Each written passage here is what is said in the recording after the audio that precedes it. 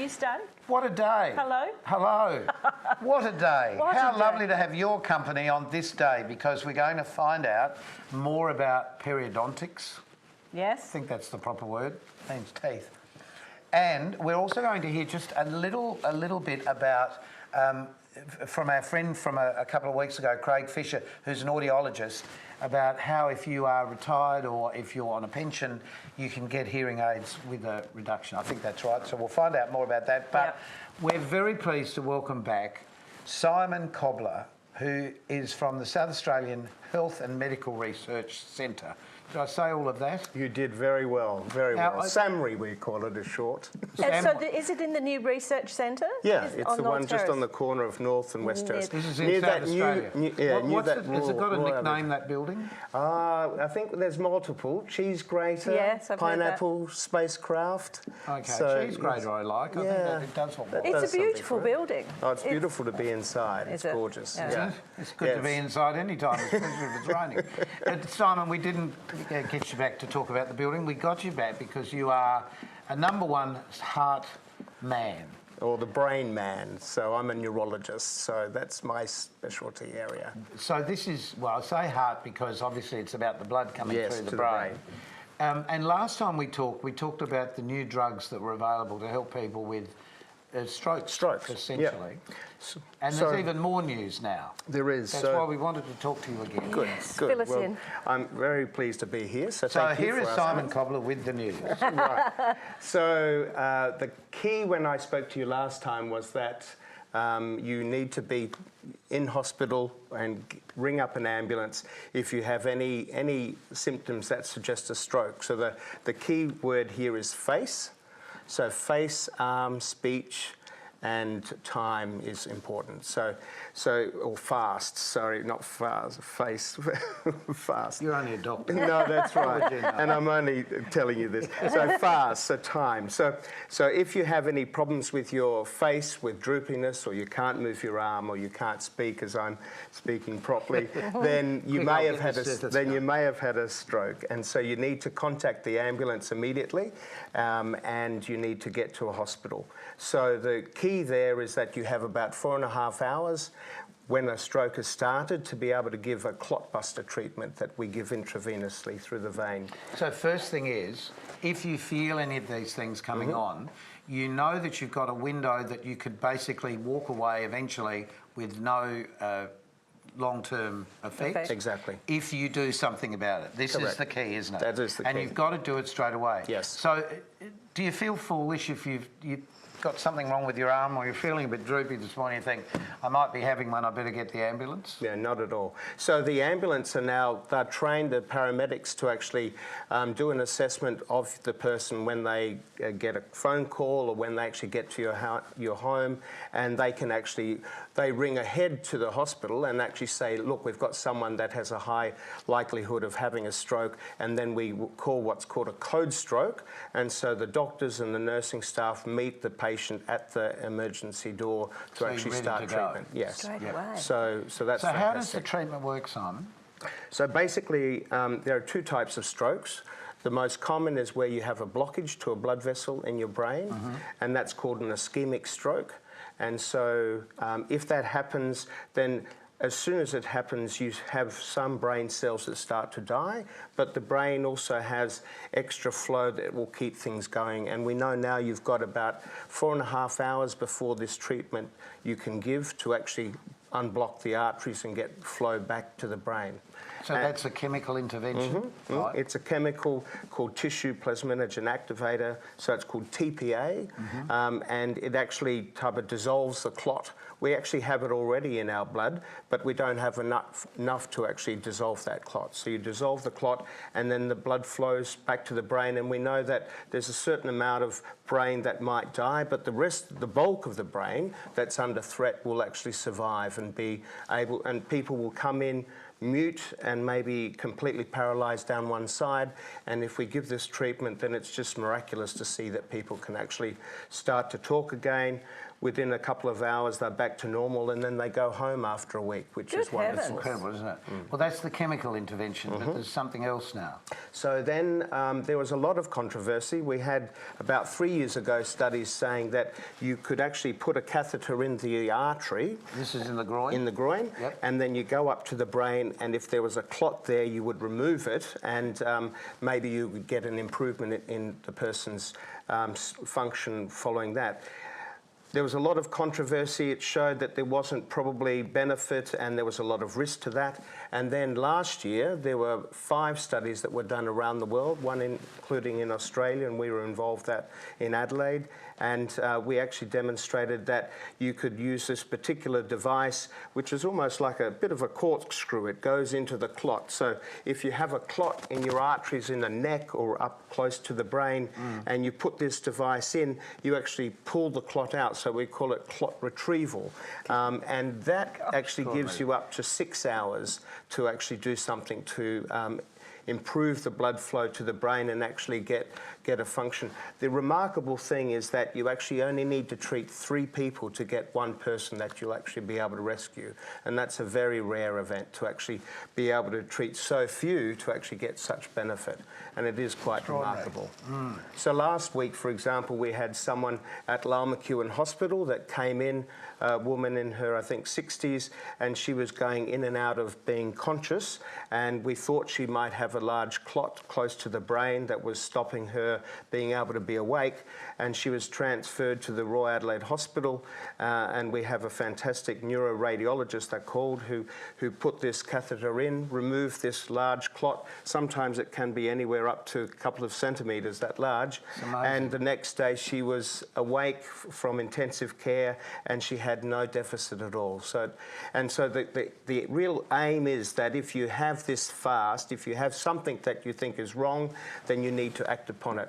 I have a little story that some years ago, my youngest daughter was 12 at the time, and it was on a Wednesday we have a barbecue, and her grandmother was over, and I was late as usual getting to the barbecue to cook it, and my daughter rang me up and said, "Dad, I think June is having a stroke." And I said, "What makes you think that?" She said, "Well, I've asked her to smile and I've asked her to raise her arms, and one arm can't raise and it's on the same side that she's drooping."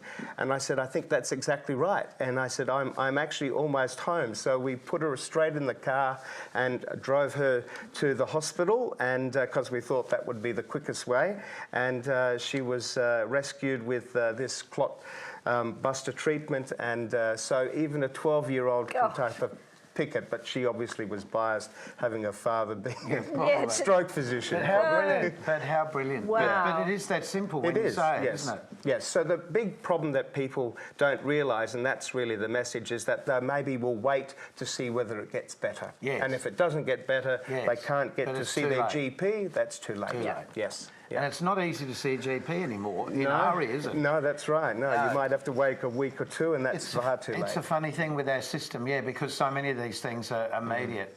Simon, thank you. We've waited a long time for this extra information. Excellent. And I'm delighted that you could come back and share this with us. Thank you very much. And please come back again if you have any more news for us. Absolutely. But is there any specific thing that you're working on at the moment for the future? Yes, I guess the major thing now, which is really exciting, is that after this acute treatment, which is so wonderful and people need to be aware of, is there's still a number of people, a lot of people, maybe up to 500,000 in Australia, who still have disability following a stroke. There's been 2 remarkable studies, one in Glasgow and one in San Francisco, where they've actually anywhere up to 3 or 4 years after a stroke, they've used a particular stem cell and injected that into these people's brains to see whether they might regenerate some function. And the wonderful aspect is that both of these studies in very reputable institutions have demonstrated an improvement even after a couple of years following a stroke. And so my group's been working for 15 years on a stem cell from your tooth. And so we're avidly trying to see whether we can raise the funds to be able to get that started here in Adelaide as well. So in the field of regenerative medicine, which will hold so much promise in the future, Which will be the future. That's right. Yes. So in the next couple of years, when you get me back again, we'll talk about that. Fantastic. Thank you, Simon. All right. Thank you so very much. much. And we'll be back with a whole lot more on Our Time in just a tick.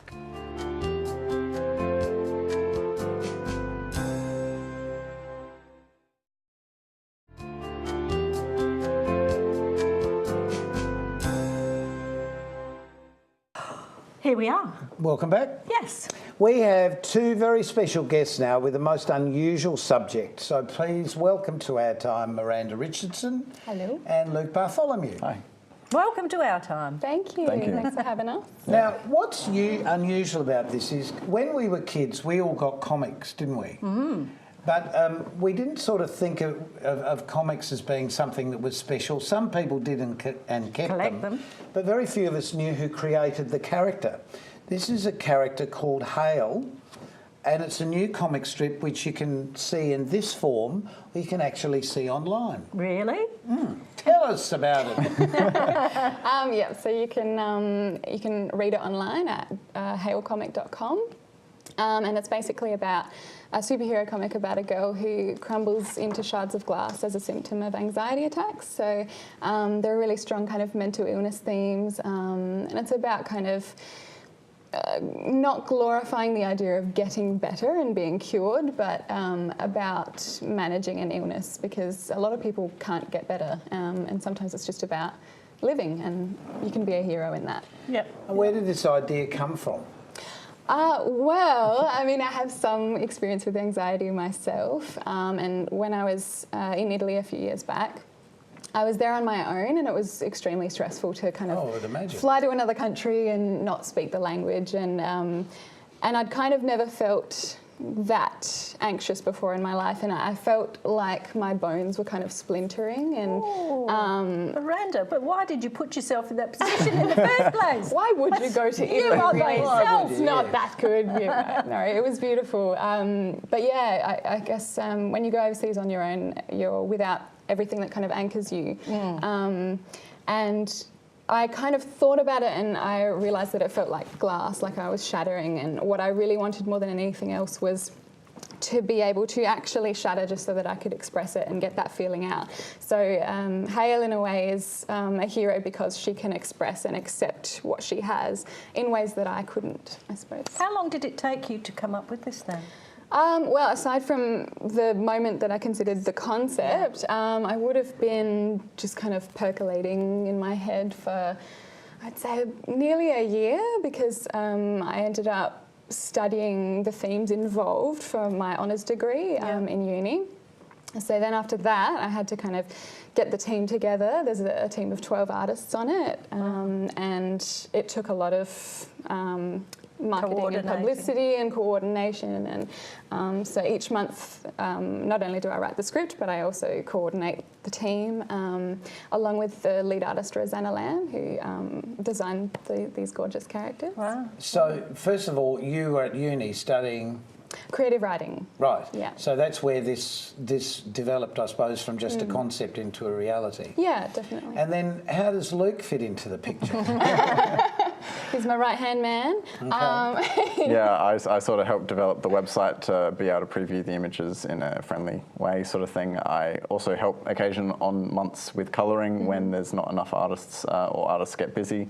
A lot of them are very, well, they're all volunteering their time, so it's sort of when they can't do a month, I step in and fill in the gaps. Yeah, I mean, it's a very difficult thing to sustain, because this project, just to get one volume out, is going to take us about 2 years. We're about 1 year in now. So it's really difficult when life isn't a stable thing to try and consistently get out 8 pages a month, particularly when one page can take 50 hours, and that's just artwork. Work that's fast, not work writing. Got to get onto it. So, with a comic, what's the relevance, do you think, of a comic in today's world? Is it? I'll give you some options. Okay, Option cool. one is: do you think it will develop into a movie? Is option two? Is it going to be a hardback? Or option three? Is it going to continue as a as a web series, do you think? Well, at the moment we're going to continue posting it for free online so that we can build an audience without having to charge people. What's your audience now? Probably young people, but really anyone who wants to read it. Have you got numbers? I don't think so. He should have numbers though. I haven't looked at it for a while. We haven't looked at it for a while We get because we just stats went on our honeymoon. and we see how many goes to the page Well, I from was different parts saving of the that world. announcement for the end, but we'll get sorry. back to that. That's Yeah. all right. We sort of see who sees it from across the world and the amount of Yeah. numbers who see it per we month. have people globally as well. We Yeah. recently did a Kickstarter, and most of the people who helped fund the print comic were from overseas. We had America, Netherlands, I think Germany, Russia. Did that surprise you that you had so many? A little bit. It definitely pleased us. Well,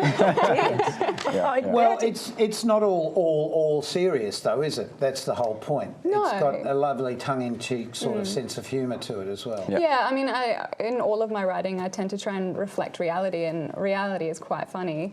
So, your cat will sit on your head sometimes, when you're having a bad day. And life often switches back and forth between, your most despairing moments with your most hilarious moments. Well, I love it because it is a drawings. modern take. Yeah, they're great drawings. There's a naked lady there. And there's a cat sitting on your head. There is nudity Yes. as well. All the more reason to have a look at it. But what I love about it is the fact that this is just your whole vision coming together, pooling other people. Was it all because you met them at uni?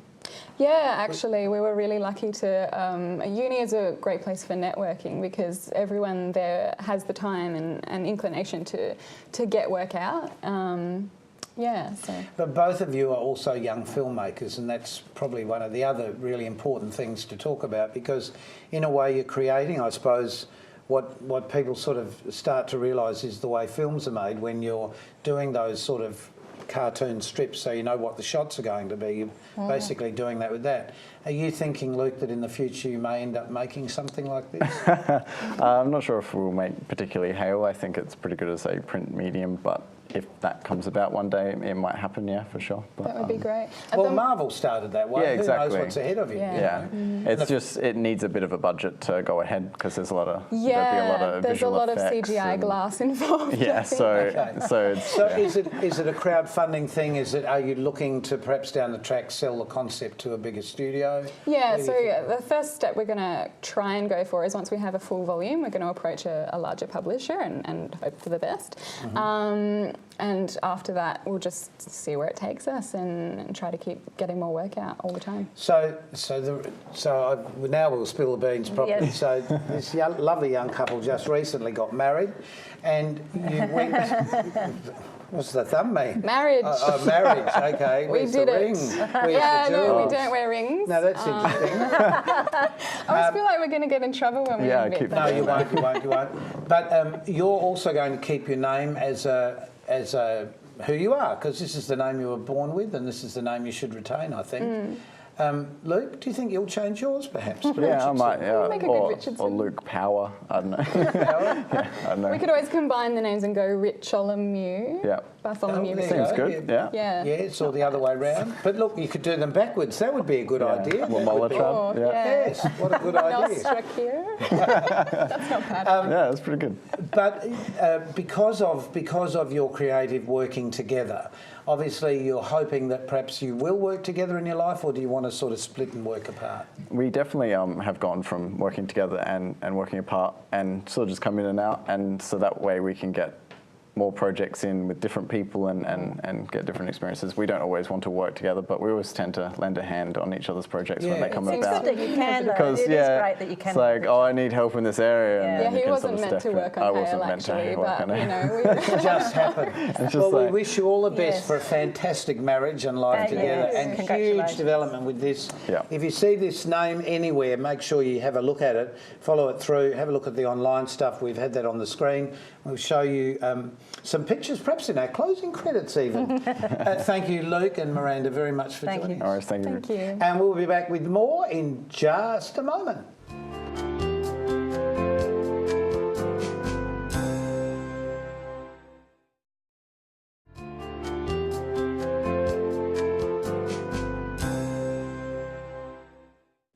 Well, this gentleman. Yeah, is well, we back only so saw soon. you a couple of weeks ago. It wasn't long. And it's Craig, great. welcome back. Thank you very Craig much. Fisher, it's great that you came back because... It's a pleasure. Craig is an audiologist. Yes. And there were a few things we didn't get to talk about. Absolutely. You're on. Thank you. One of the most important things that people really need to know about is that it is very, very important to have your hearing checked sooner rather than later. A lot of studies have been coming out for a few years now that really show that people who aren't hearing properly have a faster cognitive decline. So it's really, really important to get to see someone about your hearing You issues. get run over by a bus apart from anything else. Well, you could, but Yeah. if The there wife were no could stab buses, you because she's been saying, hey, over here, and Yeah. just ignoring it completely. It could happen. It did. could. and there are certainly I didn't ways of stab dealing him. with that as well. But the sooner the better. It really is The vitally government can important. be helpful in instances here as well. Definitely. So for eligible pensioners and veterans, there is a government hearing services program. It's fantastic. It covers hearing aids free of charge for people. Mm-hmm. There are options to get a better than free hearing aid, but certainly some of the standard hearing aids are really fantastic. The technology these days is just brilliant. And people can find out about that program if they're not already enrolled in it by going to hearingservices.gov.au. So that's for pensioners. That's for pensioners What about- and veterans. Oh, what about seniors? Seniors, if they have a part pension, yes, but seniors' cards So- aren't eligible for anything with that. Self-funded. Self-funded is a little bit different. You're old I know. enough to be one of them? I've got my card. Oh, coming out now. Recently. So just really quickly, with our hearing, as you were saying before, if you're starting to have issues like you're not hearing somebody talk and you need to see them, I must admit I'm much more comfortable seeing somebody talk to me than hearing them over there. Absolutely, and partners notice that often more than the person themselves, but some of the communication tactics are vitally important. Like you just said, Malcolm, facing the person is fantastic. If you're talking to someone, you've got direct speech, you've got the visual cues, you don't have any of the sort of echoing and reverberation Well, that and can you really read make it their a lot lips a bit. easier. Lip reading, we actually do about 30%, 20 to 30% subconsciously. I'm doing it now. Yeah, look, it really, really assistive. So that's fantastic. And the worst one is when you're in another room. So if you're in the bathroom and someone's in the kitchen and you're yelling to each other, it just doesn't work. No. You want to come to the same sort of situation. Well, it's not only that, it's like having your TV so loud that everybody's doing this beside you. Oh, yeah. No, I won't start. And when the family visit, turn it down, turn Turn it it down. down, make they it do. softer. Yeah. It's at your phone too. You know, you can get the volume on your phone. I go to use and it's like, oh my Oh, I can't quite get mine Yeah, loud enough. yeah. really There you go. loud. So, number one rule is don't delay. Don't delay. The average time for people to come and see someone about their hearing loss is about 7 years, and that can really have a big impact. So, the sooner the better. Yeah. Secondly, for pensioners and veterans, they are really entitled to a lot of hearing services through the government.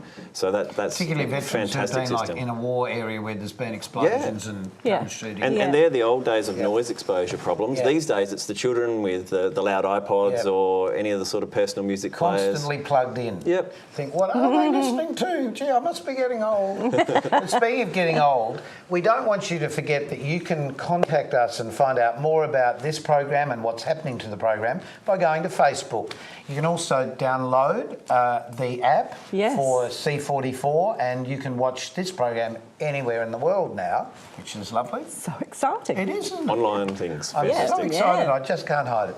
Because you know, the other thing that's really important is that although the community networks are closing down throughout Australia, we've got our fingers crossed that something may happen. So we have support through people like Nick Xenophon and our gratitude to people like that for trying to help the cause of community television remaining in Australia.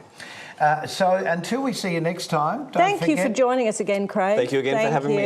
It's a great pleasure. And don't forget to take care of yourself and keep yourself nice until we see you again. See you then. Bye. Bye for now.